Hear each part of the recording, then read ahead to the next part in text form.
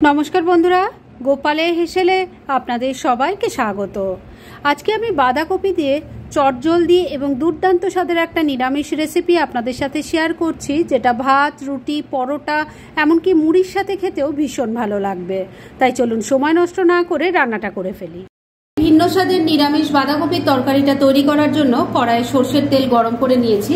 এর মধ্যে দিয়ে দিচ্ছি অল্প কালো জিরে, দিয়ে দিচ্ছি অল্প একটু রাঁধুনি, একটা তেজপাতা, একটা শুকনো লঙ্কা দিয়ে দিলাম। এবার দিয়ে দিচ্ছি গোটা গরম মশলা, তার মধ্যে আছে 2-3টে এলাচ, 2-3টে লবঙ্গ আর একটা দারচিনি। এর সাথেই সামান্য একটু হিংও দিয়ে দিলাম। এবার ফোড়নটাকে কয়েক সেকেন্ড একটু নাড়াচাড়া করে নিচ্ছি।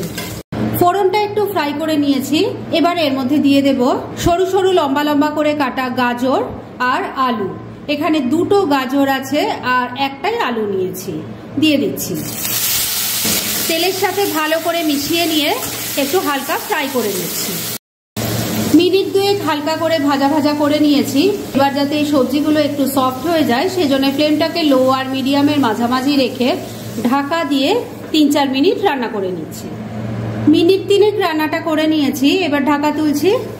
এবার এর মধ্যে দিয়ে দিচ্ছি 1 চামচ থেতো করা আদা, দিয়ে দিচ্ছি অল্প হলুদের গুঁড়ো, লঙ্কার গুঁড়ো দিয়ে দিলাম, 1 চামচ জিরের গুঁড়ো দিয়ে দিলাম, 1 চামচ ধনের গুঁড়ো দিয়ে দিলাম, স্বাদ মতো নুন দিয়ে দিচ্ছি, অল্প চিনি দিয়ে দিলাম। এবার সবকিছু খুব ভালো করে মিশিয়ে নিচ্ছি। বন্ধুরা, আপনারা আমার রেসিপি দেখার সাথে সাথে আমার ফেসবুক পেজ গোপালের হেসেল, তাতেও ভিজিট করতে পারেন। ডেসক্রিপশন বক্সে লিংক দেওয়া আছে। মিনিট 2 মশলাটাকে কষিয়ে নিয়েছি। এবার এর মধ্যে দিয়ে দেব কুচিয়ে রাখা বাঁধাকপি। আমি একটা ছোট সাইজের বাঁধাকপি নিয়েছি, সেটাকে ঝিরিঝিরি করে কেটে নিয়েছি। আমরা সাধারণত যেরকম বাঁধাকপি তৈরি করি, এটা কিন্তু তার থেকে একটু আলাদা, খেতেও কিন্তু ভীষণ ভালো হয়।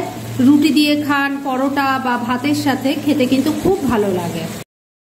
এর সাথে দিয়ে দিচ্ছি ড্রাই রোস্ট করা কাসুরি মেথি।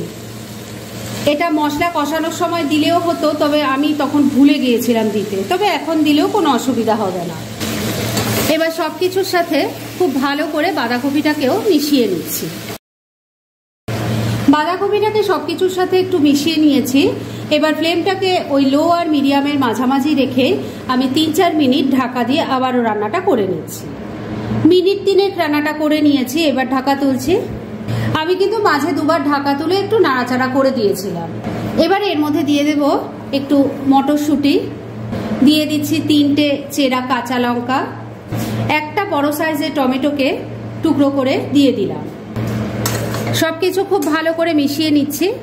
সবকিছু খুব ভালো করে মেশানো হয়ে গেছে। এবার ফ্লেমটা ওই একই রেখে 3-4 মিনিট আবারও ঢাকা দিয়ে রান্না করে নিচ্ছি। মিনিট 3 আবারও রান্নাটা হয়ে গেছে। এবার ঢাকা তুলছি। আমি কিন্তু মাঝে একবার ঢাকা তুলে একটু নাড়াচাড়া করে দিয়েছিলাম আর নুন মিষ্টিটা চেক করে নিয়েছিলাম। রান্নাটা যে রেডি হয়ে গেছে সেটা আশা করছি আপনারা দেখেই বুঝতে পারছেন। এটা খেতে কিন্তু অসাধারণ হয়, একবার ট্রাই করে এভাবে দেখতে পারেন। এবার শুধু শেষ পর্যায়ে দিয়ে দেব একটু ফ্রেশ ধনেপাতা কুচি।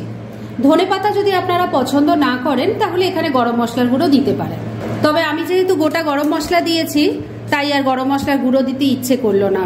যাই হোক, এবার এটাকেও ভালো করে মিশিয়ে নিচ্ছি। ধনেপাতাটাকেও ভালো করে মিশিয়ে নিয়েছি। এবার সবার শেষে সবজিটা কেমন সেদ্ধ হয়েছে সেটা অবশ্যই একবার দেখে নেওয়া দরকার। আমি তো দেখে নিয়েছি, আপনাদেরও একবার দেখিয়ে দিচ্ছি। সবথেকে শক্ত জিনিস হলো গাজরটা। দেখুন খুব সুন্দরভাবে সেদ্ধ হয়ে গেছে। একটা আলুর টুকরো দেখুন, আলুগুলো কিছুটা ভেঙেই গেছে, মানে আলু ভালো মতো সেদ্ধ হয়ে গেছে। আর বাঁধাকপি তো দেখেই বুঝতে পারছেন ভালো মতো সেদ্ধ হয়ে গেছে, তার মানে কিন্তু রান্না একদম রেডি। গ্যাসটা বন্ধ করে দিলাম। এবার মিনিট 2 জন্য স্ট্যান্ডিং টাইমে একটু ঢাকা রাখছি আর তারপর সার্ভ করে দেখাচ্ছি।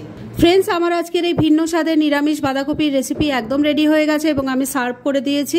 ভীষণ ইজি একটা রেসিপি, কিন্তু যেভাবে আমি তৈরি করলাম এভাবে যদি আগে না ট্রাই করে থাকেন, আমার রেসিপিটা দেখে একবার ট্রাই করতে পারেন। আশা করছি আপনাদেরও খুবই ভালো লাগবে।